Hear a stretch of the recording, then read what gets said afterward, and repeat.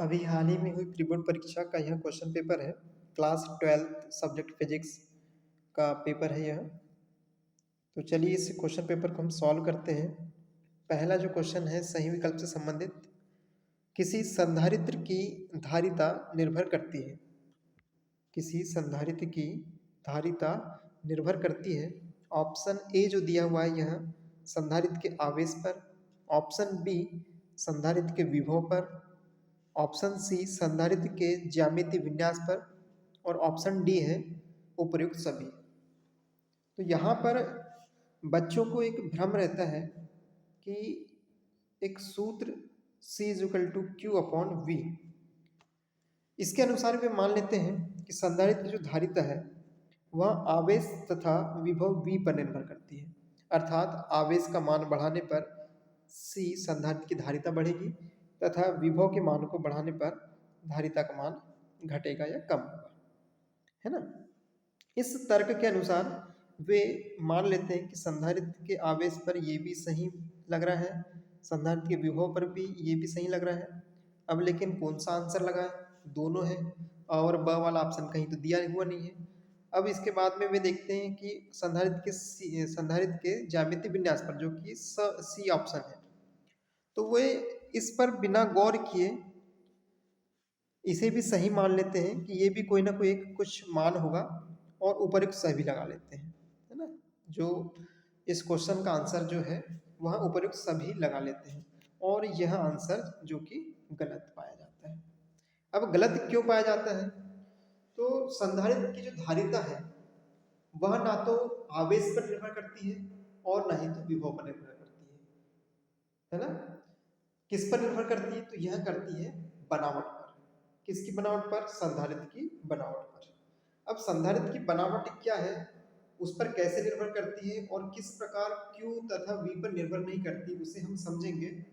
लेकिन इस C का जिस प्रकार से सूत्र Q और V, Q अपॉन V है, और उसी प्रकार से ये Q और C पर निर्भर नहीं करती संधारित्र की धारिता, जिस प्रकार जो एक सूत्र होता है R is equal to V upon I, है ना। हमने ये सूत्र देखा था R इज इक्वल टू, जहाँ प्रतिरोध है, प्रतिरोध ना ही तो विभव V पर निर्भर करता है और ना ही तो धारा I पर निर्भर करता है। तो जिस प्रकार से प्रतिरोध R ना तो V पर निर्भर करता है और ना ही तो I पर निर्भर करता है, उसी प्रकार से जो संधारित्र C है वह ना तो Q पर निर्भर करता है और ना ही तो V पर निर्भर करता है। अब ये क्यों निर्भर नहीं करता, इसे हम थोड़ा समझते हैं। तो मान लीजिए कोई संधारित्र है ये, ठीक है। अब इस संधारित्र को हम आवेश देते जा रहे हैं, देते जा रहे हैं, देते जा रहे हैं। तो संधारित्र के आवेश को देते गए और मान लीजिए कि पहले के आवेश से हमने 2 गुना कर दिया, है ना।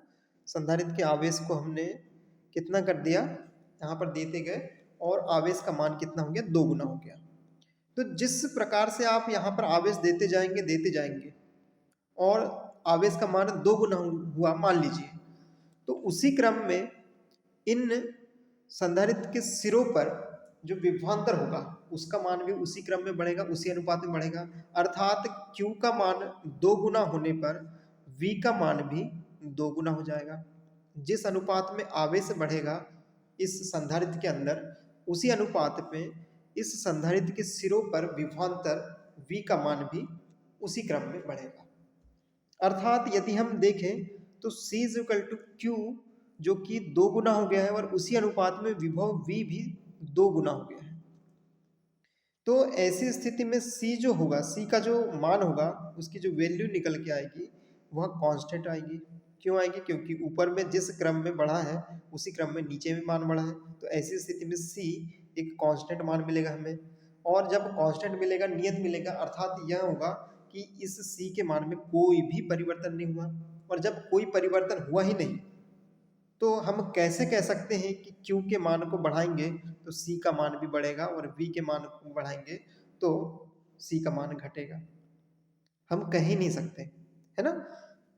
और थोड़ा सा एक एग्जांपल देखते हैं हम, थोड़ा उसे और सरल बना करके समझने की कोशिश करते हैं। मान लीजिए कि कोई एक बाल्टी है ना, कोई एक बाल्टी है इस प्रकार से, और इस बाल्टी में हम इस बाल्टी का आकार मान लीजिए, आकार को आप समझ लीजिए इसकी धारिता, है ना, आकार को मान लीजिए इस बाल्टी की धारिता। और इसमें जो हम पानी डालेंगे, इस बाल्टी में यदि हम बाहर से पानी डालते जा रहे हैं तो उस पानी को समझ लीजिए आप, तुलना कीजिए इसकी क्यू से, आवेश से, कि जैसे हम पानी डाल रहे हैं तो उसकी तुलना कर लीजिए आप किससे, आवेश से, ठीक है ना। और जो इस बाल्टी में जब हम पानी डालेंगे तो मालूम है कि पानी का स्तर बढ़ते जाएगा, जैसे जैसे आप पानी डालते जाएंगे वैसे वैसे इस पानी का स्तर भी बढ़ते जाएगा। तो उस स्तर को आप तुलना कीजिए v के साथ में, मतलब ये मान लीजिए क्या है, विभव है, ठीक है। पानी का स्तर विभव है, पानी क्या है, q मान लीजिए, और आकार मान लीजिए c, जो कि धारिता है उसकी।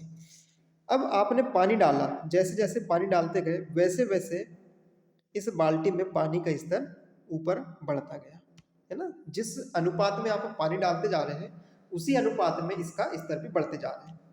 क्या आप ये बता सकते हैं कि आपने पानी डाला, स्तर भी बढ़ा उसी अनुपात में, तो क्या इस बाल्टी का आकार में कोई परिवर्तन हुआ, क्या आकार बढ़ा? तो आंसर है बिल्कुल भी आकार नहीं बढ़ा।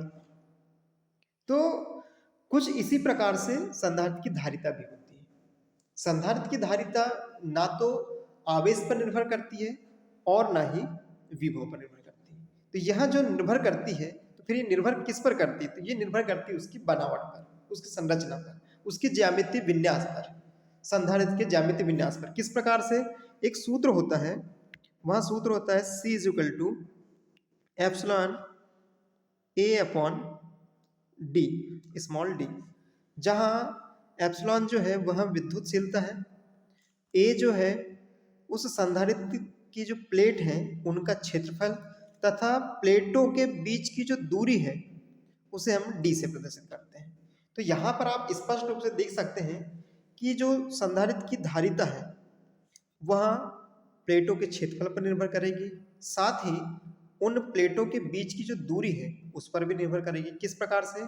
C अनुक्रमानुपाती होगा क्षेत्रफल के और C व्युत्क्रमानुपाती होगा दूरी के, है ना। तो क्षेत्रफल के मान को आप बढ़ाते जाएंगे तो वैसे वैसे C का मान भी बढ़ते जाएगा, और यदि उन दोनों प्लेटों के बीच की दूरी को आपने बढ़ाया तो C का मान, धारिता का मान घटेगा उसी क्रम में। तो आप यहाँ पर देख पा रहे होंगे कि जो क्षेत्रफल तथा इनके बीच की जो दूरी है ये एक ज्यामितीय संरचना है, मतलब संधारित्र की एक बनावट पर आधारित है। तो हम ये कह सकते हैं कि संधारित्र की धारिता जो होती है वह किस पर निर्भर करती है? वह निर्भर करती है संधारित्र की ज्यामितीय विन्यास पर। तो यहाँ पर जो ऑप्शन सी जो होगा वही आपका आंसर होगा, ठीक है। इस प्रकार से इसका आंसर आपको ये लगाना, संधारित्र के ज्यामितीय विन्यास पर, ठीक। अब आगे हम इसी प्रकार से आगे बढ़ते हैं प्रश्न क्रमांक 2 की ओर। तो पहले हम इसे मिटा लेते हैं ताकि हमें समझने में आसानी हो।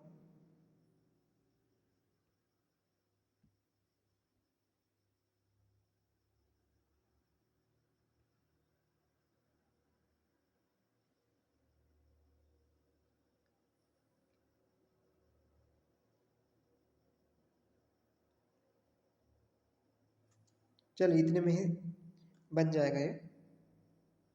प्रश्न है, किसी कार की संचायक बैटरी, ना, किसी कार में जो एक बैटरी है लगी हुई है उसका विद्युत वाहक बल कितना है? 12 वोल्ट है। कितना है?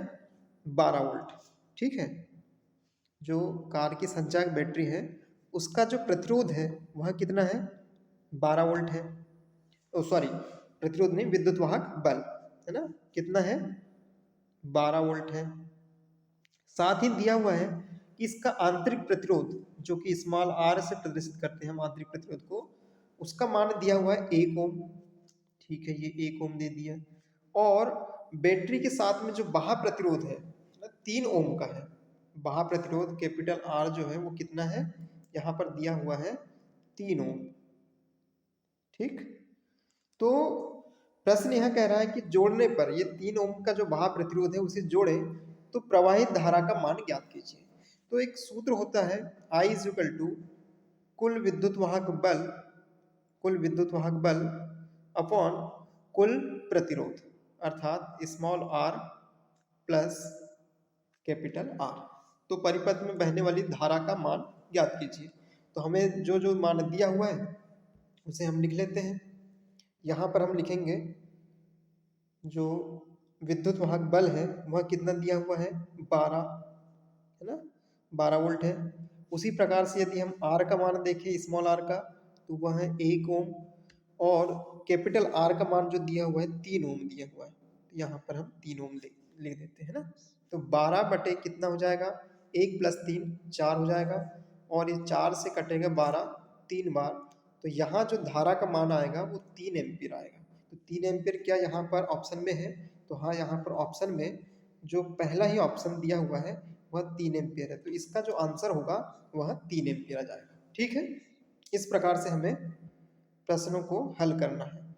आपको यहीं पर न्यूमेरिकल क्वेश्चन भी एक तरह से ये है, छोटा न्यूमेरिकल क्वेश्चन है, लेकिन आपको यदि प्रश्न जो इससे संबंधित सूत्र यदि याद है, सूत्र मालूम है कि धारा का जो सूत्र होता है सेल से संबंधित जो एक सूत्र होता है धारा का, कि धारा का मान बराबर कुल विद्युत वाहक बल बटे कुल प्रतिरोध, है ना। यदि ये मालूम है आपको तो आप इजीली क्वेश्चन को हल कर सकते हैं, और यदि मालूम नहीं है तो आप बिल्कुल भी इस क्वेश्चन को हल नहीं कर पाएंगे। तो इसके लिए आपको सूत्र जो है वो याद होना चाहिए। ठीक, अब आगे हम बढ़ते हैं प्रश्न क्रमांक 3 की ओर। प्रश्न क्रमांक 3 कह रहा है एक आवेशित कण समचुंबकीय क्षेत्र के समांतर प्रवेश करता है। ठीक है, एक आवेशित कण जो है वह किसके समांतर प्रवेश कर रहा है?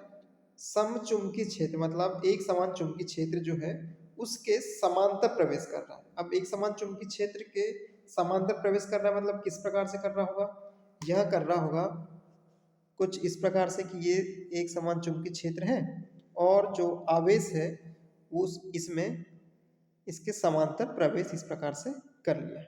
ठीक है, तो प्रश्न ये पूछा जा रहा है कि कण का पथ क्या होगा। तो ये जो प्रश्न है ना, ये प्रश्न है चुंबकीय संबंधित लॉरेंज बल, है ना। चुंबकीय लॉरेंज बल का जो सूत्र जो है उस वो टॉपिक है उससे संबंधित ये प्रश्न पूछा जा रहा है। तो ये सूत्र जो होता है F is equal to Q V B sine theta, अर्थात इसे हम ये भी लिख सकते हैं क्यू एफ सदिश रूप में यदि लिखे हम क्यू वी और ये क्रॉस मल्टीप्लाई और ये साथ में बी जो है चुंबकीय क्षेत्र है, जहाँ बी क्या है उस कण का वेग है और बी है एक समान चुंबकीय क्षेत्र का मान। ठीक, इससे प्रदर्शित कर रहे हैं हमने। अब जो साइन थीटा जो है वो किसके बीच का कोण है? ये कण का जो वेग है तथा चुंबकीय क्षेत्र इन दोनों के बीच का कोण है। तो आप देख पा रहे होंगे कि कण का जो वेग है तथा चुंबकीय क्षेत्र की जो दिशा है वो दोनों एक दूसरे के समांतर है, अर्थात इन दोनों के बीच का जो कोण है वह कितना है? तो वह कोण है Q V B sine theta का मान 0 है। यहाँ पर कितना है? यहाँ पर थीटा का मान 0 है। तो ऐसी स्थिति में इस पूरे का मान कितना जाएगा? 0 हो जाएगा, अर्थात उस पर कोई भी बल लॉरेंज बल काम नहीं करेगा। अब जब उस पर कोई भी लॉरेंज बल काम नहीं करेगा, कोई भी चुंबकीय बल कार्य नहीं करेगा, तो क्या इसकी दिशा विचलित होगी? आंसर है नहीं, अर्थात ये जिस दिशा में जा रहा था उसी दिशा में आगे बढ़ेगा। तो इसका जो आंसर होगा वह होगा ऑप्शन ए, सरल रेखी, मतलब जैसा जा रहा था उसी दिशा में वो आगे बढ़ेगा, उसका कोई भी पथ किसी भी प्रकार से परिवर्तित नहीं होगा, विचलित नहीं होगा, ये सरल रेखी इसका पथ हो जाएगा। वृत्ताकार कब होता है? जब कोई कण किसी एक समान चुंबकीय क्षेत्र के ठीक लंबवत प्रवेश करता है ना। चुंबकीय क्षेत्र कुछ इस प्रकार से राइट हैंड साइड में, और ये हमने जो नीचे में तीर का निशान लगाया है इसे अलग कलर से यूज करते हैं, इस प्रकार से यदि प्रवेश करता है किसी एक समान चुंबकीय क्षेत्र में कोई कण ठीक उसके लंबवत, तो ऐसी स्थिति में थीटा का मान कितना होगा? ठीक लंबवत है मतलब 90 डिग्री, और 90 डिग्री में इस पूरे का मान जो होता है वो कितना आ जाता है? 1 आ जाता है ना। यहाँ पर सॉरी साइन 90 का मान हो जाएगा 1, और इस का गुणा 1 का गुणा करेंगे क्यू वी बी से, तो ये आंसर आ जाएगा क्यू वी बी। ठीक है, तो ऐसी स्थिति में जो कण का जो वेग होता है ना, पथ जो होता है वह कैसा हो जाएगा? वृत्ताकार। कण का पथ कैसा होगा? वृत्ताकार होगा। कब वृत्ताकार होगा? जब कण किसी एक समान चुंबकीय क्षेत्र में लंबवत प्रवेश करे।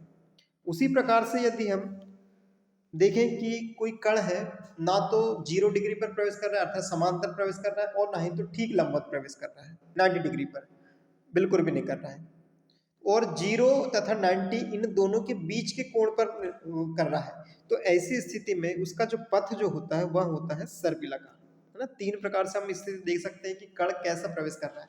यदि वह समांतर प्रवेश कर रहा है तो सरल रेखीय पथ होगा, यदि वह लंबवत प्रवेश कर रहा है तो वृत्ताकार होगा, और यदि वह ना तो लंबवत ना तो समांतर अर्थात 0 और 90 के बीच का कोण पर निर्भर कर रहा है ना, इस प्रकार से प्रवेश कर रहा है।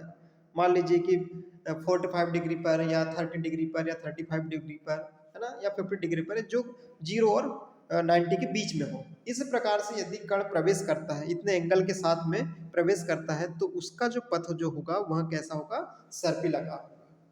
ठीक है, अब आगे हम प्रश्न को देखते हैं। तो यहाँ पर जो प्रश्न का उत्तर होगा सरल रेखीय पथ होगा। ठीक, आगे जो प्रश्न है, प्रश्न क्रमांक 4 है, वह दिया हुआ है, इसे हम मिटा लेते हैं यहाँ से। हाँ, प्रश्न क्रमांक 4 है, एक ऊंचाई ट्रांसफार्मर ऑप्शन ए निर्गत धारा का मान बढ़ा देता है, ऑप्शन बी निर्गत वोल्टेज का मान बढ़ा देता है, ऑप्शन सी निर्गत शक्ति का मान बढ़ा देता है, ऑप्शन डी निर्गत धारा एवं वोल्टेज दोनों का मान बढ़ा देता है।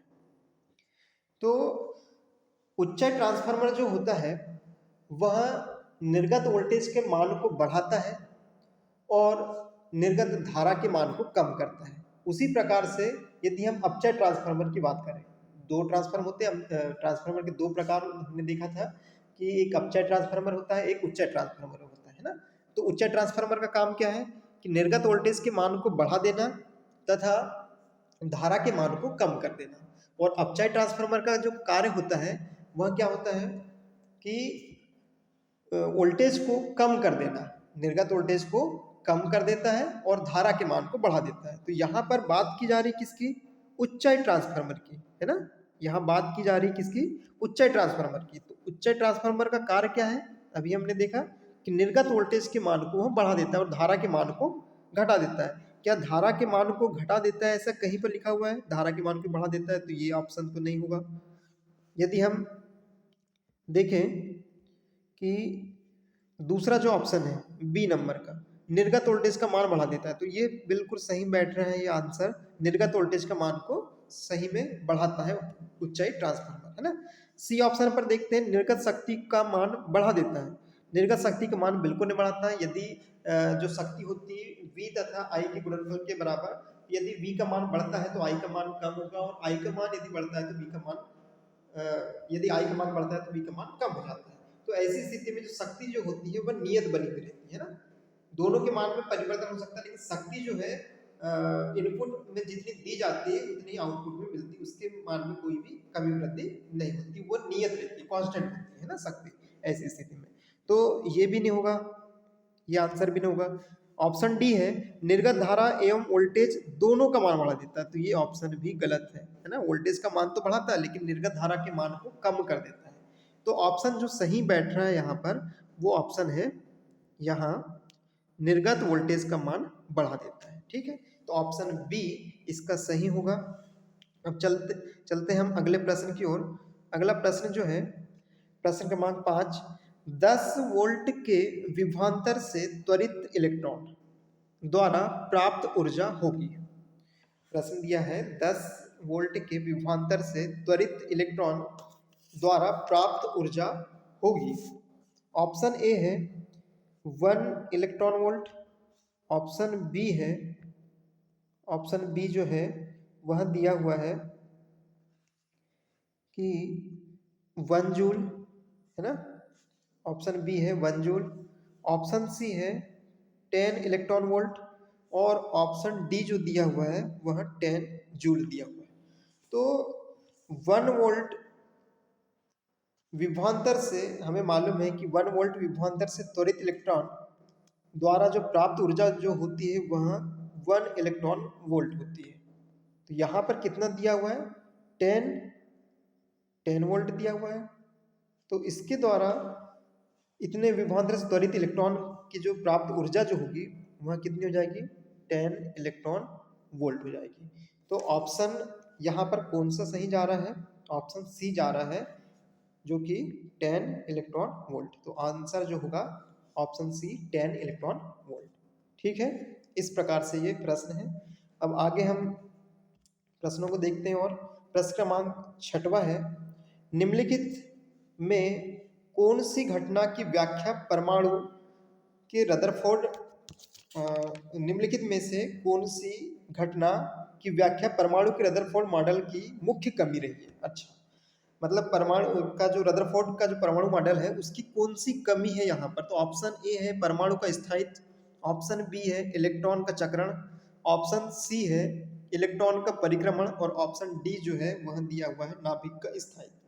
तो यहाँ जो प्रश्न का जो आंसर सही जाएगा वह जाता है ऑप्शन ए परमाणु का स्थायित्व। क्या है, परमाणु का जो रदरफोर्ड का जो परमाणु मॉडल था उसमें यह कहा गया था कि जो इलेक्ट्रॉन जो घूमता है ना, घूमता इलेक्ट्रॉन वह ऊर्जा विकिरित करता है ना। उन्होंने यह कहा था कि इलेक्ट्रॉन जब घूमता है, आसपास चलता है, चक्कर लगाता है, तो वह ऊर्जा भी विकिरित करता है। और जैसे जैसे विकिरित ऊर्जा विकिरित करेगा अर्थात वह नाभिक में गिर जाना चाहिए। और जबकि ऐसा असंभव है, ऐसा हो ही नहीं सकता, क्योंकि परमाणु जो है वह परमाणु का जो है वह स्थायित्व होता है ना। परमाणु जो है वह स्थिर होता है, वास्तव में जो परमाणु जो होता है वह स्थिर होता है। तो इसके बारे में यह इन्हें जो रदरफोर्ड को इसके बारे में व्याख्या नहीं कर पाए थे, है ना।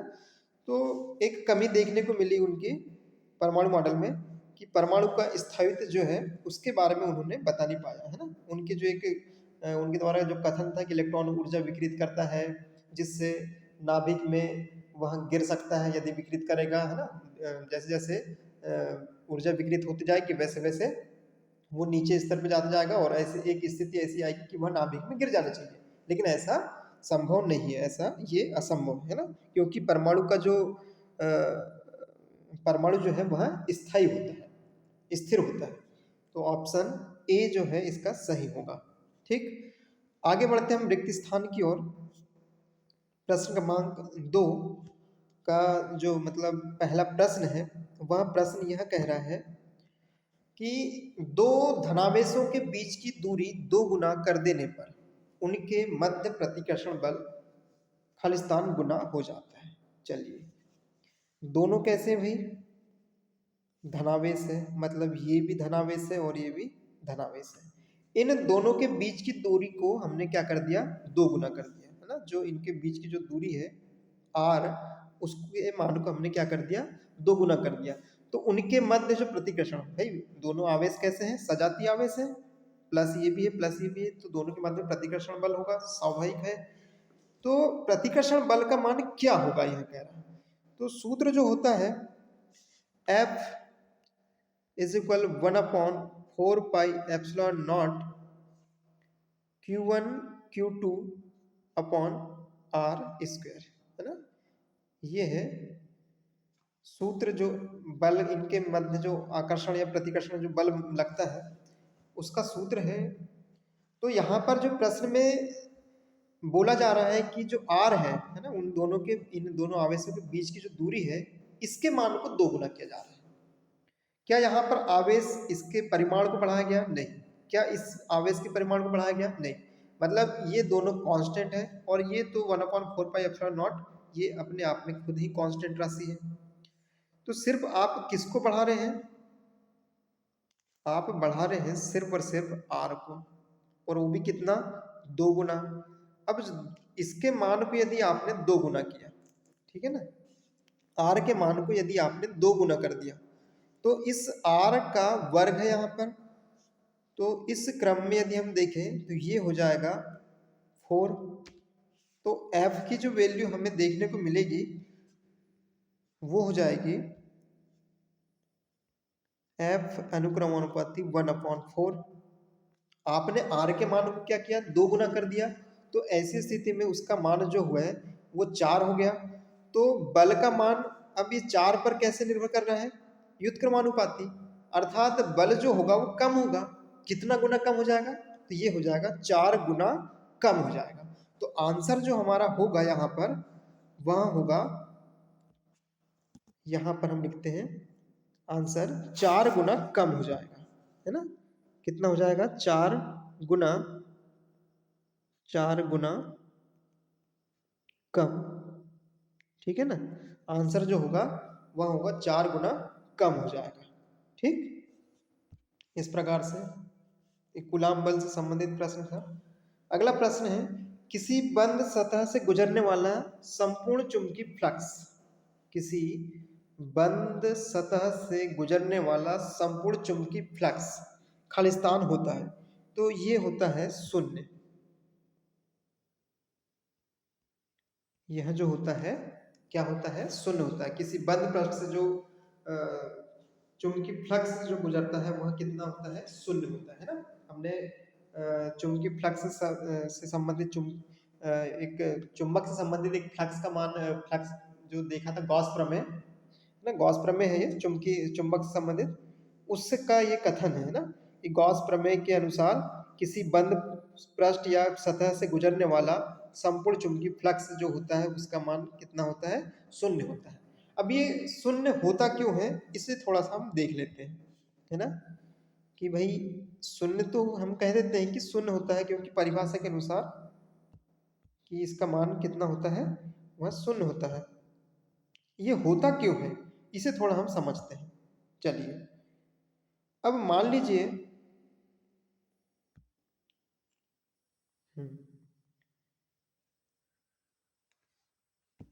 एक मिनट है, चलिए इसे थोड़ा देखते हैं हम कि जो फ्लक्स है, एक चुंबकीय फ्लक्स होता है और एक विद्युत फ्लक्स होता है ना।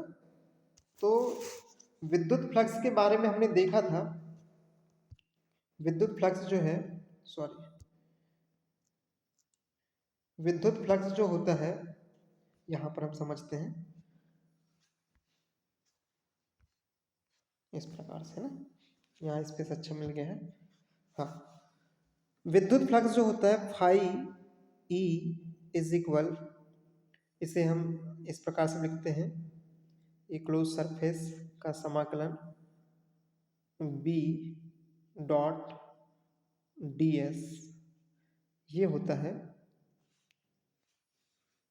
सॉरी बी नहीं, यहाँ पर आता है ई, है ना, क्योंकि ये विद्युत फ्लक्स की बात हम कर रहे हैं, तो यहाँ आएगा ई,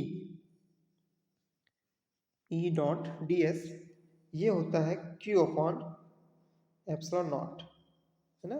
विद्युत फ्लक्स से संबंधित जो गॉस प्रमेय एक कथन है कि गॉस प्रमेय के अनुसार किसी बंद पृष्ठ से होकर गुजरने वाला जो संपूर्ण विद्युत फ्लक्स जो होता है वह उस पृष्ठ के अंदर उपस्थित आवेश का 1/एप्सिलॉन नॉट गुना होता है ना। तो उसके अनुसार हम ये इस प्रकार से लिखते हैं। और दूसरा जो हम देखते हैं एक चुंबकीय फ्लक्स से संबंधित, चुंबकीय फ्लक्स से संबंधित यदि हम देखें गॉस प्रमेय, तो वह होता है, इसे हम बी या एम से प्रदर्शित कर देते हैं, है ना, इसे हम एम से प्रदर्शित करते हैं इस प्रकार से। तो ये होता है क्लोज सरफेस का समाकलन B dot D S is equal 0, ठीक है। ये गाउस प्रमेय है चुंबकीय फ्लक्स से संबंधित, ये होता है 0। अब हम बारी बारी से देखते हैं कि भाई इन दोनों का कारण क्या है कि विद्युत फ्लक्स जो होता है वह जीरो नहीं होता, क्यू अपॉन एप्सिलॉन नॉट होता है, और जो चुंबकीय फ्लक्स है वो किसी बंद पृष्ठ की बात करें तो वो होता है शून्य। अभी क्यों होता है इसको हम जानने का प्रयास करते हैं। तो सबसे पहले तो हम विद्युत फ्लक्स की बात कर लेते हैं कि किसी बंद पृष्ठ से होकर गुजरने वाला विद्युत flux Q upon epsilon not क्यों होता है ना, या ये जीरो क्यों नहीं होता, ये जीरो क्यों नहीं होता, इसकी बात अपन चर्चा करते हैं ना। चलिए मान लीजिए कि कोई ये सॉरी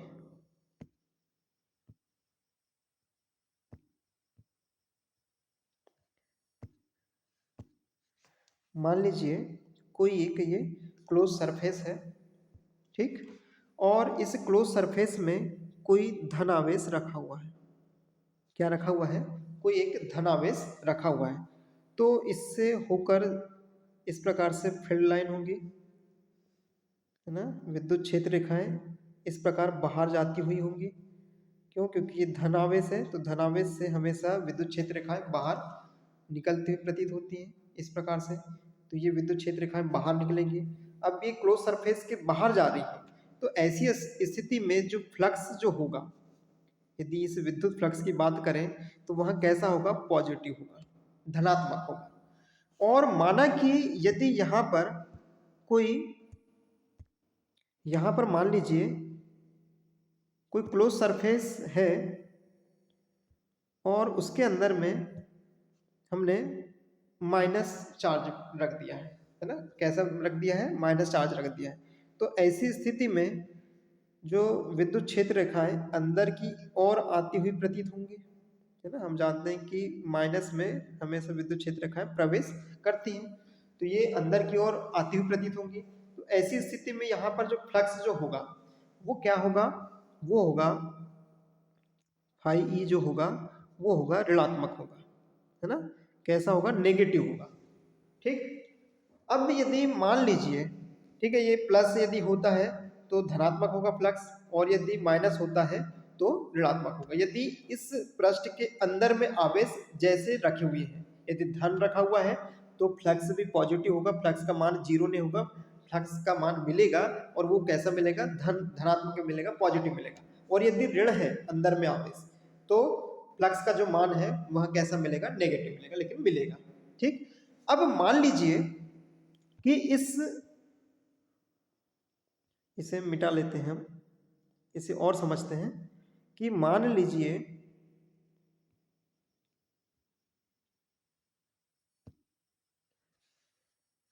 कि इसी सरफेस के अंदर में कोई आवेश नहीं है, ठीक है, इसके अंदर में आवेश बिल्कुल भी नहीं है, और आवेश जो है वो बाहर की ओर है इस प्रकार से, है ना, जो आवेश है वे बाहर की ओर है। कैसे हैं, यहाँ पर ये प्लस है और यहाँ पर ये माइनस है। तो हमें मालूम है कि विद्युत क्षेत्र रेखाएं प्लस से माइनस की ओर जाती हैं, तो यहाँ से होती हुई इस प्रकार से प्रवेश करेगी, प्लस से जाएगी और माइनस में ये इस प्रकार से प्रवेश करेगी, इस प्रकार से जाएगी और ये प्रवेश करेगी, ये इस प्रकार से होकर के जाएगी, ये इस प्रकार से होकर के जाएगी। अर्थात हम ये कहें कि धन से ऋण की ओर विद्युत क्षेत्र रेखाएं आगे बढ़ेगी। अब इस क्लोज सरफेस की बात हम करें, ये जो अंदर में क्लोज सरफेस है, इससे होकर के गुजर रही विद्युत क्षेत्र रेखाएं, तो यहाँ पर जो स्थित क्लोज सरफेस जो है ना, बंद पृष्ठ जो है, उसकी यदि हम बात करें तो उसमें जो आने वाली, इसके अंदर इंटर करने वाली विद्युत क्षेत्र रेखाओं की जो जितनी संख्या है ना, जितनी संख्या विद्युत क्षेत्र रेखाओं की अंदर इंटर कर रही है उतनी ही संख्या यहाँ से एग्जिट कर जा रही है, बाहर निकल जा रही है ना। तो ऐसी स्थिति में यहाँ पर विद्युत फ्लक्स जो होगा वो क्या होगा, उसका मान हो जाएगा जीरो। कैसी स्थिति में विद्युत फ्लक्स का मान जीरो होता है, जब उस बंद पृष्ठ के अंदर में कोई आवेश ना हो। यदि बंद पृष्ठ के अंदर में कोई आवेश नहीं है, देखिए सूत्र में यहाँ पर इसका मान जीरो है, यदि कोई आवेश नहीं है तो ऐसी स्थिति में जो फ्लक्स जो होगा वहां पर उसका मान जो होगा वो जीरो होगा, ठीक है। बाहर में है ना ये प्लस और ये माइनस, तो ऐसी स्थिति में फ्लक्स का मान कितना निकल के आएगा, यहाँ पर 0 होगा। लेकिन मान लीजिए कि इसी बंद पृष्ठ की फिर से बात हम करें, इस बंद पृष्ठ की फिर हम बात कर रहे हैं, और अब आवेश जो है यहाँ पर अंदर में प्लस है, जो हमने सबसे पहले वाली स्थिति में देखा था, और इसके बाहर में कुछ भी नहीं था, तो ऐसी स्थिति में पॉजिटिव फ्लक्स मिल रहा था। अब यहाँ पर हम और एक तीसरी स्थिति देख रहे हैं कि अंदर में प्लस है और बाहर में माइनस है, इस प्रकार से। ठीक है, तो विद्युत क्षेत्र रेखाएं किस प्रकार जाएंगी, इस प्रकार से, प्लस से माइनस, प्लस से माइनस, प्लस से माइनस। अब आप यहाँ पर देख पा रहे होंगे कि इस क्लोज सरफेस की बात कर रहे हैं हम, इस क्लोज सरफेस की यदि हम बात करें तो विद्युत क्षेत्र रेखाएं बाहर जाती हुई प्रतीत हो रही है, लेकिन इसके अंदर में प्रवेश करने वाली या इंटर करने वाली विद्युत क्षेत्र रेखाओं की संख्या की बात करें तो वो उसका मान 0 है। तो कोई भी अंदर नहीं जा रही है, बाहर ही बाहर निकल रही है। तो बाहर जाने वाली और अंदर जाने वालों की संख्या यदि बराबर होती तो 0 हो जाता, लेकिन यहाँ पर बाहर ही जाने वाली है, तो ऐसी स्थिति में जो फ्लक्स जो होगा वो नॉट इक्वल टू 0 होगा, अर्थात यहाँ पर फ्लक्स का मान बिल्कुल हमें मिलने वाला है।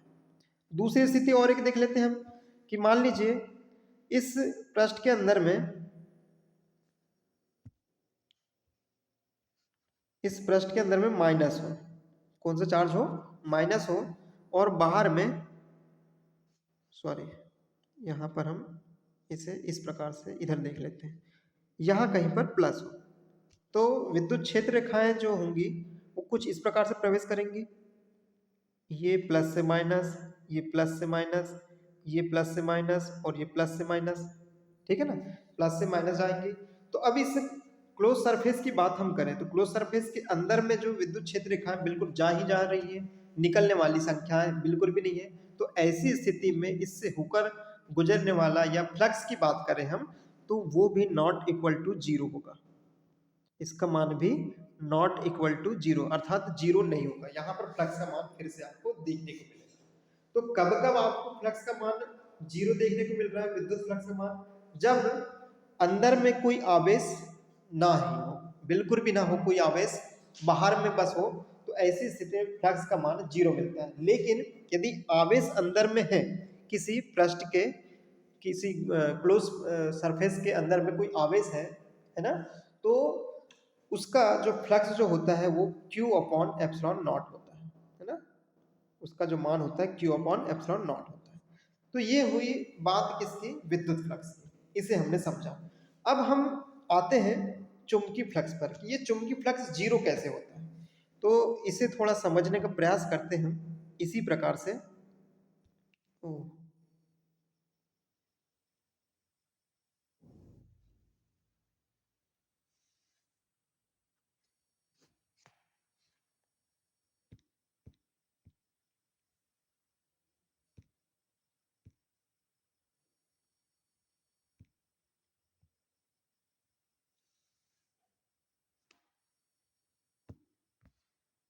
मिट नहीं रहा है ये, देखते फिर से प्रयास करके,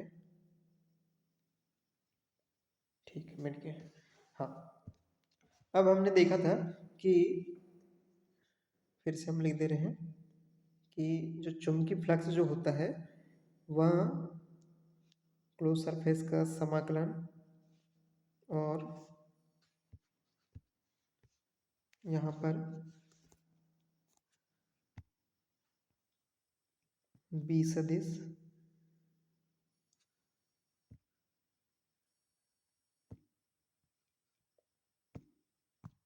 डॉट ds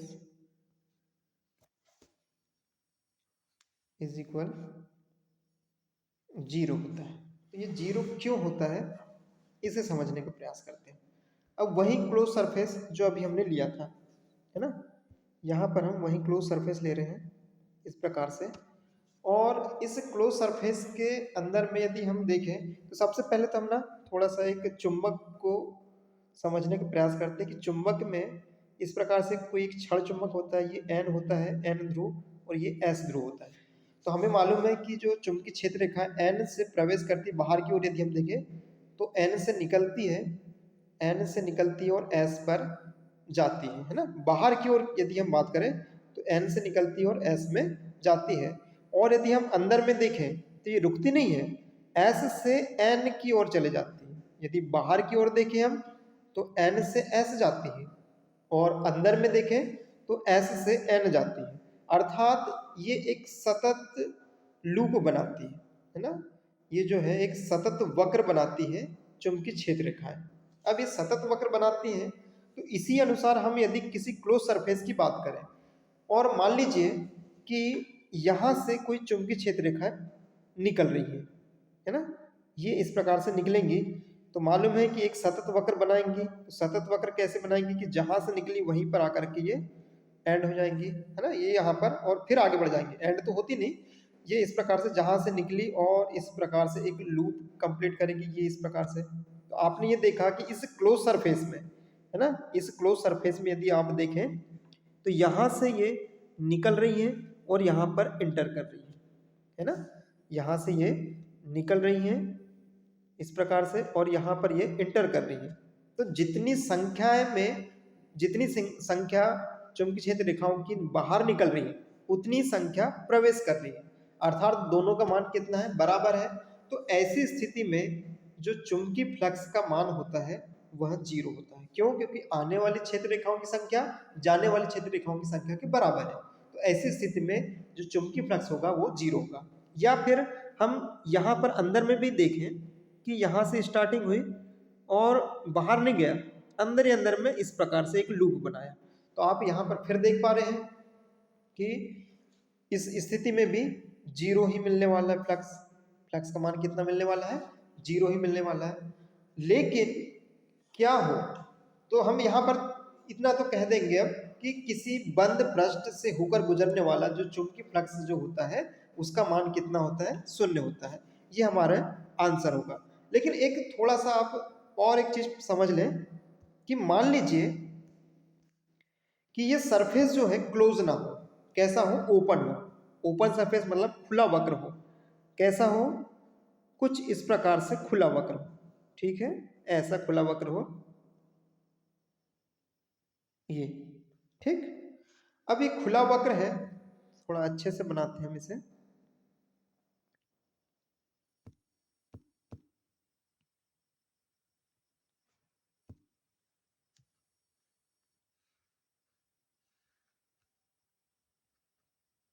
मान लीजिए ये कोई एक सरफेस है, एक खुला वक्र है। तो यहाँ पर जो चुंबकीय क्षेत्र रेखाएं मान लीजिए यहाँ से निकल रही है ना, यहाँ से निकल रही है तो ये जा कर के इसके अंदर में प्रवेश करेंगी इस प्रकार से, है ना। तो क्या ये 2 बार काटी क्या इसने? नहीं। यदि आप इसको 3D में समझने का प्रयास करें तो एक चादर है और इस चादर के इस छोर से निकल करके इस छोर में चले गई। क्या इस सरफेस को, इस पृष्ठ के सरफेस को 2 बार काटी क्या चुंबकीय क्षेत्र रेखाओं ने? बिल्कुल भी नहीं। अर्थात जाने वाली और आने वाली की संख्या यहाँ पर बराबर नहीं है। तो ऐसी स्थिति में जो चुंबकीय फ्लक्स का मान कैसा होगा, चुंबकीय फ्लक्स का मान नॉट इक्वल टू 0 होगा। तो चुंबकीय फ्लक्स का मान गॉस प्रमेय के अनुसार कब 0 होता है? जब क्लोज सरफेस हो, अर्थात बंद पृष्ठ हो, है ना। तो बंद पृष्ठ है उस स्थिति में चुंबकीय फ्लक्स 0 होगा। लेकिन यदि वह क्लोज सरफेस ना होकर, बंद पृष्ठ ना होकर कैसा हो, वह खुला पृष्ठ हो, ये वाला, तो ऐसी स्थिति में चुंबकीय फ्लक्स 0 नहीं होता है, ठीक है। यदि कभी प्रश्न आ जाए कि किस स्थिति में चुंबकीय फ्लक्स का मान 0 नहीं होता है, तो जब सरफेस कैसा हो, ओपन हो, अर्थात खुला वक्र हो, तो ऐसी स्थिति में चुंबकीय फ्लक्स 0 नहीं होता। चलिए हम आगे प्रश्न पर बढ़ते हैं, है ना। कुछ ज़्यादा ही डिटेल्स में हो गया, लेकिन फिर भी ये जरूरी था कभी कभी ये, क्योंकि आजकल जो क्वेश्चन जो आ रहे हैं बहुत कॉन्सेप्ट बेस के आ रहे हैं ना। अभी आपने देखा 2-3 प्रश्न जो थे वो कॉन्सेप्ट बेस के थे और आगे भी जो प्रश्न जो पूछे गए हैं वे भी कॉन्सेप्ट बेस के हैं, इसलिए हमें इन्हें डिटेल्स में समझना जरूरी है, ठीक है। तो अगला जो तीसरा प्रश्न है वह है, शुद्ध प्रतिरोध युक्त परिपथ में धारा और विभवांतर के मध्य खालिस्तान का कलांतर होता है। तो हमें मालूम है शुद्ध प्रतिरोध प्रतिरोध युक्त एसी परिपथ में धारा I और विभवांतर V के मध्य जो कलांतर होता है वो 0 होता है, अर्थात ये दोनों समान कला में होते हैं, धारा तथा विभव समान कला में होते हैं। यदि इसी एसी परिपथ में हम C की बात करें, संधारित्र युक्त परिपथ की बात करें, तो ऐसी स्थिति में जो I जो होती है वो 90 डिग्री आगे होती, π/2 आगे होती किससे, विभव से, है ना। अर्थात कलांतर की बात करें हम तो यहाँ 90 डिग्री का कलांतर देखने को मिलता है, लेकिन कैसा, I आगे होगी किससे, V से, है ना, 90 डिग्री। उसी प्रकार से यदि एसी परिपथ किसकी बात करें हम, L की बात करें, L की प्रेरकत्व की, शुद्ध प्रेरकत्व युक्त एसी परिपथ की बात करें तो उसमें जो कलांतर होता है वो भी 90 का होता है, लेकिन इसमें I जो होती है वो पीछे होती, किससे, विभवांतर V से, या हम ये कह सकते हैं कि विभवांतर V 90 डिग्री आगे होता है या π/2 आगे होता है धारा से, है ना। तो यहाँ पर धारा आगे होगी, अग्रगामी होगी वोल्टेज के, और यहाँ पर धारा पश्चगामी होगी वोल्टेज के, किसमें, संधारित्र C में 90 डिग्री आगे होगी धारा, और यहाँ पर प्रेरकत्व L में 90 डिग्री पीछे होगी धारा, ठीक है। इस प्रकार से इनका संबंध होता है। तो यहाँ पर जो प्रश्न जो पूछा गया है, शुद्ध प्रतिरोध युक्त परिपथ में धारा और विभवांतर के मध्य जो कलांतर है वो कितना होगा, तो यहाँ होगा 0, ठीक है। इसका आंसर भी जो होगा वह 0 आ जाएगा, क्योंकि कलांतर बिल्कुल भी नहीं होता है ना, सेम फेस में होती है। अगला प्रश्न देखते हैं हम, कम फोकस दूरी का एक खालिस्तान सरल सूक्ष्मदर्शी सूक्ष्मदर्शी की भांति कार्य करता है, मतलब कौन सा लेंस है जो सरल सूक्ष्मदर्शी की भांति कार्य करता है। तो हमने जो सरल सूक्ष्मदर्शी जब हम देखा था तो उस समय पर ये एक चर्चा हम करते हैं कि एक तरह से जो मैग्नीफाइंग ग्लास जो होता है आपकी कंपास बॉक्स में, वही एक तरह से आप मान लें कि एक सरल सूक्ष्मदर्शी होता है। तो सरल सूक्ष्मदर्शी है कुछ नहीं, एक उत्तल लेंस होता है जो कम फोकस दूरी का होता है ना। तो यहाँ पर आ जाएगा आंसर उत्तल लेंस, कम फोकस दूरी का उत्तल लेंस ही एक किसकी भांति कार्य करता है, सरल सूक्ष्मदर्शी की भांति कार्य करता है। तो आंसर जो होगा इसका उत्तल लेंस हो जाएगा। अगले प्रश्न की ओर बढ़ते हैं हम। पांचवा प्रश्न है, बिंदु स्रोत से उत्पन्न तरंगाग्र का आकार खालिस्तान होता है, तो ये होता है गोलाकार, है ना। इसका जो आकार जो होता है गोलाकार होता है। यदि बिंदु पथ है, स्रोत कैसा है, बिंदु है, तो ऐसी स्थिति में जो उत्पन्न तरंगाग्र होगा वो कैसा होगा, गोलाकार होगा। यदि स्रोत बेलनाकार है, जैसे ट्यूबलाइट की बात कर रहे हैं, है ना, या और अन्य जो स्रोत है जो कैसे हैं, ट्यूबलाइट की तो बात ना करें, पर कोई और स्रोत की ले लें जो कैसा हो, बेलनाकार हो, तो उससे निकलने वाला जो प्रकाश का जो पथ जो होगा या तरंगाग्र जो होगा वो कैसा होगा, बेलनाकार होगा। और एक प्रकार होता है, 3 प्रकार होते हैं, एक गोलाकार होता है, एक बेलनाकार होता है और एक समतलाकार होता है। तो समतलाकार कुछ नहीं है, इसी बिंदु, है ना, ये जो बिंदु है, बिंदु स्रोत है, उसी से जो इस प्रकार से तरंगाग्र निकलते हैं, और लास्ट छोर यदि बहुत दूरी की बात करें हम, ये बहुत दूरी पर, इसे यदि हम देखें ये वाले भाग को, इस हिस्से को, तो ये कैसे दिखाई देता है, एक समतल की भांति व्यवहार करता है ना। ये तरंगाग्र है तो यदि विशाल रूप में देखें हम, वो कैसा है, एक गोलाकार है। लेकिन इस भाग की बात करें, जैसे कि हम किसी तालाब की बात करें, किसी तालाब में, बहुत बड़ा तालाब है और उसमें बीच में हम पत्थर फेंक दें, तो उससे जो तरंगाग्र बनेंगी वो कैसी बनेंगी, वो गोलाकार बनेंगी। लेकिन जो लास्ट किनारे पर यदि हम देखें तो उसका जो एक संरचना जो दिखाई देती है हमें, आकृति जो दिखाई देती है, वो कैसी दिखाई देती है, बिल्कुल एक समतल की भांति दिखाई देती है ना। क्योंकि बहुत बड़े बृहद रूप में रहती है, तो हम उतने ही हिस्से को यदि देखें तो समतल दिखाई देता है। तो इस प्रकार से 3 प्रकार के तरंगाग्र होते हैं यदि उनका स्रोत अलग अलग हो तो, है ना। ठीक, आगे बढ़ते हैं हम।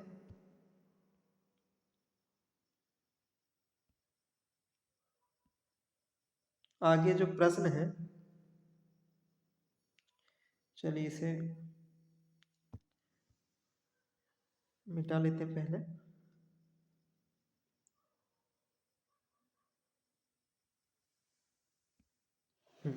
अगला प्रश्न है, 6वां नंबर का प्रश्न है, ऐसे नाभिक जिनका परमाणु क्रमांक समान हो लेकिन द्रव्यमान संख्या भिन्न हो, खालिस्तान कहलाते हैं।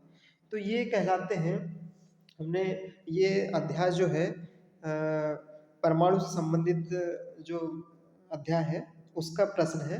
तो इसका जो आंसर जो होता है वो है समस्थानिक। तो समस्थानिक किसे कहते हैं? ऐसे नाभिक जिनका परमाणु क्रमांक समान हो लेकिन द्रव्यमान कैसा हो, द्रव्यमान संख्या भिन्न हो, तो उन्हें क्या कहेंगे हम? समस्थानिक। तो इसका आंसर जो आएगा समस्थानिक आ जाएगा, है ना। इसका जो आंसर होगा समस्थानिक आ जाएगा। ठीक है, तो इस प्रकार से रिक्त स्थान के आंसर थे। अगला हम आगे बढ़ते हैं प्रश्न क्रमांक तीसरे की ओर। प्रश्न क्रमांक तीसरा जो है वो सही जोड़ी आपको मिलान करना है। यहाँ पर 6 प्रश्न दिए हुए हैं और उनके सामने में विकल्प दिए हुए हैं, सही आंसर दिए हुए हैं, आपको मिलान करना है। तो पहला जो प्रश्न है सरल सूक्ष्मदर्शी। तो ये सरल सूक्ष्मदर्शी, और यदि हम इसमें राइट हैंड साइड में उत्तर की ओर देखें तो यहाँ पर किसी एक उत्तर को सही करना है ना। तो सरल सूक्ष्मदर्शी की आवर्धन क्षमता यदि हम देखें तो ये वाला विकल्प जो है वो सही है इसका, है ना। ये कब होती है? जब प्रतिबिंब अनंत पर हो। कब हो? जब प्रतिबिंब अनंत पर हो। तो उसके लिए जो आवर्धन क्षमता का जो सूत्र होता है D/F होता है। और उसी प्रकार से यदि हम देखें कि जब वह स्पष्ट दृष्टि की न्यूनतम दूरी पर हो तो उस समय पर आवर्धन कितना होगा? 1 + D/F होता है ना। ये देखे थे ना अपन ने कि जो सूत्र होता है आवर्धन क्षमता के स्पष्ट दृष्टि की न्यूनतम दूरी के लिए वह होता है 1 + D/F, और अनंत पर जो होता है D/F हो जाता है। तो ऑप्शन जो ध नंबर का है ये पहले का होगा।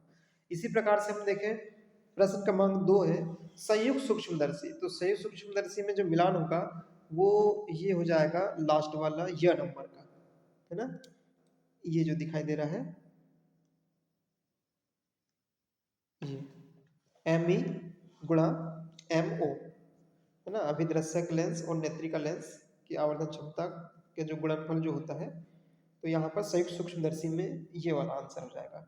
उसी प्रकार से तीसरा है दूरदर्शी की बात करें तो दूरदर्शी के लिए जो ऑप्शन जो आएगा ये ब नंबर का आ जाएगा FO/FE, ये वाला FO/FE हो जाएगा। ठीक। चौथा है व्यतिकरण दीप्त फ्रिंज। व्यतिकरण में जो दीप्त फ्रिंज है उसके लिए मान कौन सा होगा? तो ये देखिए ये अ नंबर का 2λD/D, है ना।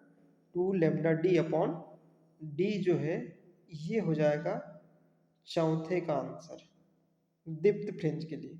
उसी प्रकार से यदि पांचवा व्यतिकरण अदीप्त फ्रिंज की बात करें तो ये जो होगा स नंबर का λD/2D अदीप्त फ्रिंज के लिए, है ना। विषम गुणक होता है λD/2D का विषम गुणक होता है, और ये समगुणक होता है दीप्त फ्रिंज वाला। तो इस प्रकार से ये यहाँ पर इसका अ हो जाएगा और इसका ये स हो जाएगा। अब लास्ट वाला बच गया है जो कि विवर्तन संबंधित है। तो विवर्तन में हमने देखा था जो निम्नलिखित है वो उसके लिए जो व्यंजक होता है 2λ/A। ए क्या है? उस स्लिट की जो चौड़ाई कहना चाहिए, है ना। एक वर्ण जो एक विवर्तन में हमने देखा था एकल स्लिट जो होती है एकल स्लिट, तो एकल स्लिट की जो चौड़ाई होती है उसे ए से प्रदर्शित करते हैं, है ना। यहाँ पर ए वही ए को दर्शाया जा रहा है। तो ये विवर्तन निम्नलिखित में आ जाएगा ये वाला ऑप्शन। तो इस प्रकार से सही जोड़ी हमने मिलान किया। ठीक, ऐसे आपको मिलान करना है। अगला प्रश्न है एक वाक्य एक शब्द में उत्तर दीजिए, है ना। एक शब्द या एक वाक्य में उत्तर दीजिए। तो विद्युत क्षेत्र तथा विद्युत विभव में संबंध लिखिए। विद्युत क्षेत्र तथा विद्युत विभव में एक संबंध होता है ई और वी के मध्य में। तो ई जो होता है वह होता है -dV/dr, अर्थात दूरी के साथ विभव में होने वाले परिवर्तन। और परिवर्तन कैसा? ऋणात्मक परिवर्तन। ऋणात्मक परिवर्तन मतलब कि कमी होना, है ना। विभव में कैसी क्या होती जाती है? कमी होती जाती है। तो ये एक तरह से इसे विभव प्रवणता भी कहें हम। तो दूरी के साथ विभव में होने वाले परिवर्तन को ही हम विद्युत क्षेत्र कहते हैं। मतलब विभव V और विद्युत क्षेत्र E के मध्य में यदि हम संबंध देखें तो वो होता है E = -dV/dr, या इसे हम कहें विभव प्रवणता भी कहते हैं ना।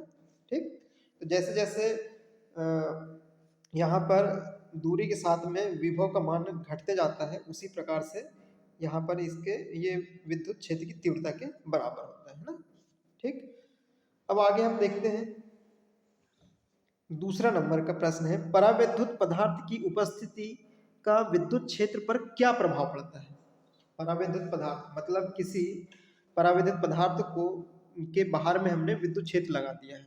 ये इस प्रकार से कोई परावैद्युत पदार्थ है और उसके बाहर में हमने विद्युत क्षेत्र ऐसा लगा दिया है, तो इस पर क्या प्रभाव पड़ता है, विद्युत क्षेत्र पर क्या प्रभाव पड़ेगा इस परावैद्युत का। तो हमें मालूम है कि परावैद्युत पदार्थ वे कुचालक पदार्थ होते हैं जो अपने में से आवेश को प्रवाहित तो नहीं होने देते, लेकिन विद्युत प्रभाव को दर्शाते हैं। किसको दर्शाते हैं, विद्युत प्रभाव को दर्शाते हैं, या उसमें इन्वॉल्व होते हैं ना, किसी तरह से प्रभावित करते हैं। तो कैसे प्रभावित करते हैं, अब इसे थोड़ा सा ये समझते हैं कि परावैद्युत एक तरह से कुचालक पदार्थ है और कुचालक पदार्थ में कोई मुक्त इलेक्ट्रॉन नहीं होते। लेकिन जब हम यहाँ पर बाहरी विद्युत क्षेत्र लगाएं, इसके बाहर में हमने क्या लगाया, कोई एक समान विद्युत क्षेत्र लगाया है जो कि इसकी दिशा इस प्रकार से, तो इसके अंदर में जो प्लस और माइनस है ना, इस प्रकार से रहते हैं, प्लस और माइनस वे ध्रुवित हो जाते हैं। और ध्रुवित कैसे होते हैं, पोलराइज हो जाते हैं कुछ इस प्रकार से कि यहाँ पर ये प्लस और इस और में माइनस, ये प्लस और ये माइनस, ये प्लस और ये माइनस ना, ये वैद्युत द्विध्रुव इस प्रकार से रहता है। इनमें थोड़ा इसे बड़ा करके समझते हैं,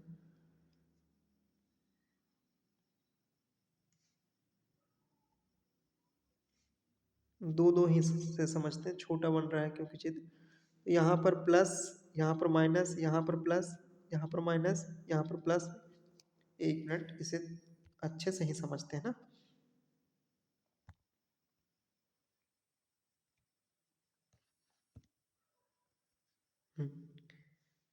इस प्रकार से ये कोई परावैद्युत पदार्थ है, और इस परावैद्युत पदार्थ के अंदर में यदि हम देखें तो कुछ इस प्रकार से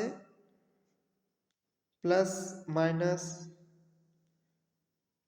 plus minus plus minus plus minus plus minus इस प्रकार से अध्रुवित रहते हैं, मतलब इस प्रकार बिखरे पड़े रहते हैं। लेकिन हमने जैसे ही विद्युत क्षेत्र लगाया, हमने इस परावैद्युत पदार्थ के बाहर में विद्युत क्षेत्र लगाया, तो होता क्या है कि ये जो प्लस माइनस जो है ना, ये जो प्लस माइनस ये होते हैं, ये ध्रुवित हो जाते हैं। क्या हो जाते हैं, ये ध्रुवित हो जाते हैं। किस प्रकार से ध्रुवित होते हैं, ये कुछ इस प्रकार से ध्रुवित हो जाते हैं। ये प्लस, ये माइनस, ये प्लस, ये माइनस, ये प्लस, ये माइनस, इस प्रकार से ये ध्रुवित हो जाते हैं ना। प्लस माइनस, ये प्लस माइनस, ये प्लस, ये माइनस, ये प्लस, ये माइनस। ठीक है, इसे आप समझ सकते हैं, कुछ इस प्रकार से ये ध्रुवित हो जाते हैं। ठीक, अब जब इस प्रकार से ध्रुवित होंगे तो ऐसी स्थिति में आप देख पा रहे होंगे कि ये प्लस और ये माइनस एक दूसरे को क्या करेंगे, अनावेशित कर देंगे। उसी प्रकार से ये प्लस और ये माइनस एक दूसरे को अनावेशित कर देंगे। ये प्लस और ये माइनस एक दूसरे को अनावेशित कर देगा। ये प्लस और ये माइनस एक दूसरे को निरस्त करके अनावेशित हो जाएंगे। ये इस प्रकार से एक दूसरे से क्या हो जाएंगे, निरस्त हो जाएंगे। अब जो लास्ट वाले हैं, इनको निरस्त करने वाला कोई नहीं है। इस प्लस की बात करें और इस और के माइनस की बात करें तो इनको निरस्त करने वाला कोई भी नहीं है। और जब नहीं है तो यहाँ पर आप देख पाएंगे कि बीच में तो सब कुछ जा चुका है ना, ये एक दूसरे को निरस्त कर चुके। अब बचा क्या, लास्ट में इस ओर में प्लस बचा है और इस ओर में माइनस बचा है। तो यहाँ पर एक विद्युत क्षेत्र निर्मित हो जाता है। इस परावैद्युत पदार्थ के अंदर में ऐसी स्थिति में एक विद्युत क्षेत्र निर्मित हो जाता है, आंतरिक विद्युत क्षेत्र। और ये इस आंतरिक विद्युत क्षेत्र की जो दिशा होती है है ना, इस आंतरिक विद्युत क्षेत्र की जो दिशा होती है वो बाहरी विद्युत क्षेत्र की दिशा के विपरीत होती है। क्यों? क्योंकि विद्युत क्षेत्र की जो दिशा होगी प्लस से माइनस की ओर होती है ना, तो यहाँ पर ये प्लस है और ये माइनस है, तो इसकी जो दिशा होगी इस बाहरी विद्युत क्षेत्र की दिशा के विपरीत में हो जाएगी। तो ये क्या करेगा, इस विद्युत क्षेत्र के मान को घटाने का प्रयास करेगा। बिल्कुल जीरो नहीं कर सकता। क्यों नहीं कर सकता? क्योंकि उतना उसके पास में पावर नहीं है जितना बाहरी विद्युत क्षेत्र के पास में है, लेकिन इसे ये कम करने का प्रयास करेगा। तो हम ये कह सकते हैं कि परावैद्युत पदार्थ की उपस्थिति का विद्युत क्षेत्र पर क्या प्रभाव पड़ता है, तो वह कम कर देता है ना, क्या करता है, कम कर देता है, बाहरी विद्युत क्षेत्र को कम करने का प्रयास करता है। ठीक, इसका आंसर होगा वह बाहरी विद्युत क्षेत्र को कम कर देगा।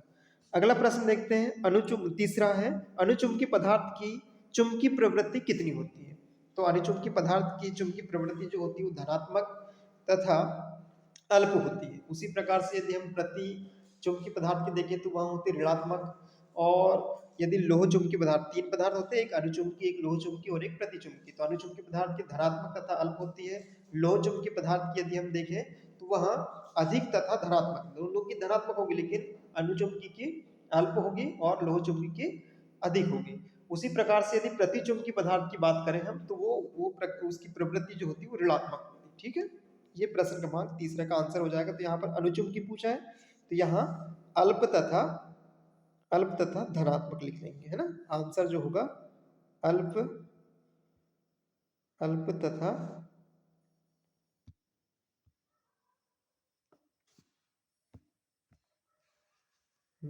यहाँ पर लिख देते हैं अल्प तथा धनात्मक हो जाएगा। ठीक, इसका आंसर ये हो जाएगा। अब आगे देखते हैं हम, अगला प्रश्न है चौथा प्रश्न कहता है प्रकाश विद्युत धारा का मान किस पर निर्भर करता है, मतलब किस कारक पर निर्भर करता है। तो इसका जो मान है प्रकाश विद्युत धारा का मान, वह निर्भर करता है तीव्रता पर। प्रकाश की तीव्रता जितनी अधिक होगी प्रकाश विद्युत धारा का मान भी उतना ही अधिक होगा। मतलब हम सीधा सा एक संबंध देखें तो प्रकाश विद्युत धारा जो निर्भर करती है तो किस पर निर्भर करती है, उसकी तीव्रता पर निर्भर करती है ना। यहाँ आ जाएगा आंसर तीव्रता, इसका आंसर जो होगा वो होगा तीव्रता होगा। ठीक, अगला प्रश्न है पांचवा, धातुओं के लिए वर्जित ऊर्जा अंतराल कितना होता है। तो धातुओं के लिए जो वर्जित ऊर्जा अंतराल जो होता है लगभग शून्य के आसपास होता है ना, लगभग शून्य के बराबर होता है, बहुत कम होता है। ठीक, इसलिए तो धातुओं में जो मुक्त इलेक्ट्रॉन जो होते हैं वे विद्युत का चालन करते हैं ना, धातुओं में आसानी से विद्युत का चालन हो जाता है। क्यों? क्योंकि उसमें वर्जित ऊर्जा अंतराल का मान जो होता है वो बहुत कम होता है, जीरो के बराबर होता है, 0 इलेक्ट्रॉन वोल्ट के बराबर होता है ना, इसे इलेक्ट्रॉन वोल्ट से प्रदर्शित करते हैं वर्जित ऊर्जा अंतराल। तो वर्जित ऊर्जा अंतराल कितना होगा, यहाँ पर 0 होगा। ठीक, आगे बढ़ते हैं हम, प्रश्न क्रमांक पांचवा। तो प्रश्न क्रमांक पांचवा का जो पहला प्रश्न है सत्य से संबंधित है। पहला प्रश्न कहता है कि एक समान बाह्य विद्युत क्षेत्र में रखे विद्युत द्विध्रुव पर नेट बल शून्य होता है, सत्य है या असत्य है आपको जांच करना है। तो एक समान बाह्य विद्युत क्षेत्र में रखे विद्युत द्विध्रुव पर नेट बल जो होता है शून्य होता है, जो कि सत्य है। ठीक है, ये ऑप्शन इसका जो प्रश्न का उत्तर होगा वो सत्य है, कथन जो है सही कहा गया है। ठीक है, विद्युत द्विध्रुव पर नेट बल जो होगा शून्य होगा। ठीक, अगला प्रश्न की ओर बढ़ते हैं हम। अगला जो प्रश्न है प्रश्न क्रमांक दो कह रहा है कि विद्युत धारा सदिश राशि है। क्या विद्युत धारा सदिश राशि है? तो ये आंसर तो गलत है, क्योंकि विद्युत धारा कैसी राशि है, अदिश राशि है। तो आंसर जो हो जाएगा असत्य आ जाएगा। ठीक है, ये आंसर जो होगा वह असत्य होगा। अगला प्रश्न देखते हैं तीसरा, पराबैंगनी विकिरण पराबैंगनी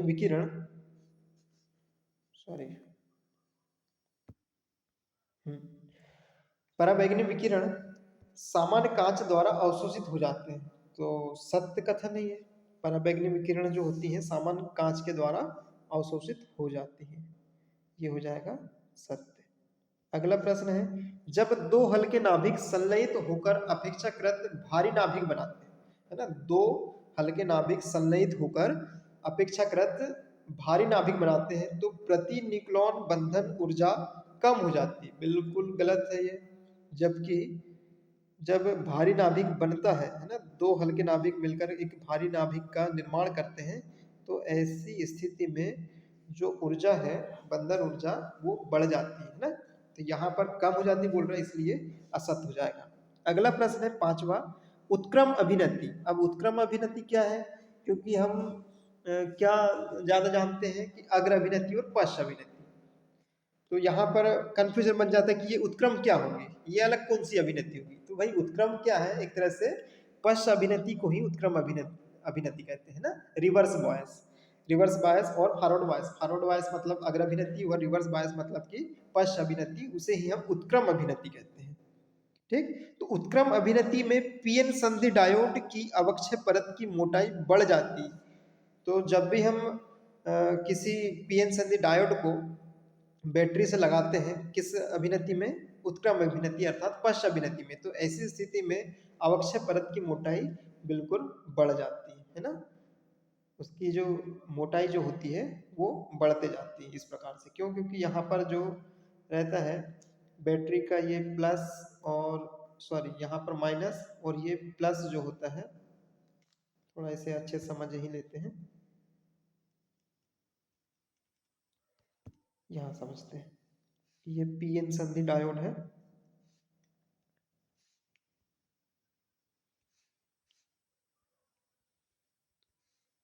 और यहाँ पर एक अवक्षय परत है, और इसे हमने कैसे जोड़ा है बैटरी के साथ कि जो पी सिरा है डायोड का वह बैटरी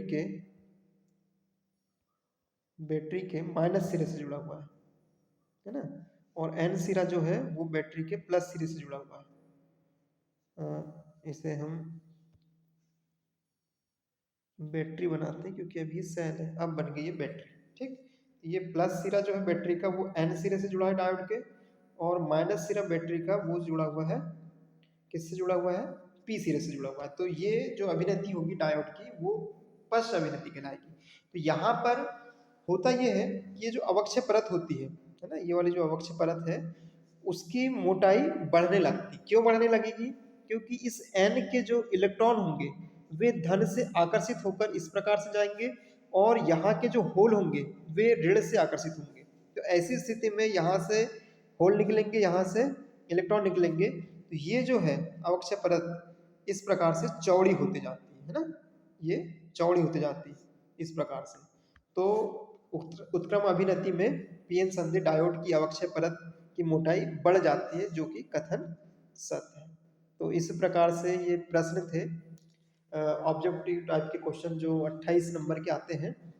इसके बाद की जो वीडियो है उसमें हम कुछ ऐसे क्वेश्चन आए हैं जो इसके बाद 6वें से लेकर के 20वें तक के जो प्रश्न रहते हैं उनमें हम चर्चा करेंगे उन प्रश्नों पर जो थोड़े से कॉन्सेप्ट बेस्ड के हैं ना, कि भाई ऐसा लग रहा है कि वो क्वेश्चन अभी तक की तो हमने पढ़ा नहीं, हालांकि वो वहीं से है, जो आपका जो सिलेबस है या टॉपिक है वहीं से है, बस इतना है कि थोड़ा तर्क आधारित प्रश्न है।